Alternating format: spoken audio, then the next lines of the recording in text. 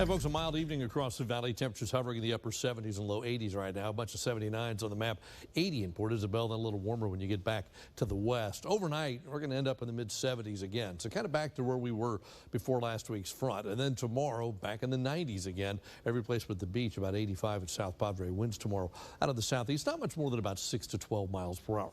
Look at the next 7 days. We do bring temperatures down a little bit for Wednesday and Thursday, courtesy of a front that's going to come in and maybe trigger a few showers. Then we go back up above normal again, and then another front on Monday. We may still get in the 90s, but behind that front, then it'll cool off for the middle part of next week if the models are correct. A few clouds overhead tonight, but not much. It's a mainly clear night and should stay that way most of the night. Patchy clouds, not much more than that. And during the daytime tomorrow, it looks like a mostly sunny day across pretty much the entire area. Wednesday, our front comes in midday or so. The exact timing is still a little up in the air. You may get a wind shift before the actual front comes in, but ultimately the front pushes through. Spotty showers behind the front, a lot of clouds, but probably not a lot of rain on Wednesday. As we look ahead to Thursday, and we'll look at the reasons why in a second, there's certainly suggestions we'll see some sunshine in the west and a lot of clouds in the east. The question is, will we see rain in the eastern part of the valley? It looks like, at least some of the models suggest, yes, we will see some rain close to the coast and then drier as you move inland. The rest of South Texas tonight, mostly in the 80s, a little cooler in southeast Texas. Houston at 78. Go up to Dallas, it's only 68. Same thing in San Angelo at this hour. A lot of clouds in that part of the state, but down here we are mainly dry. So the front that came through here moves back out of here as a warm front now, and tomorrow's a hot, dry day. And then Wednesday, here comes the next front. Again, timing sometime during the second half of the day, probably with the front, maybe a shower or thunderstorm in a couple of spots.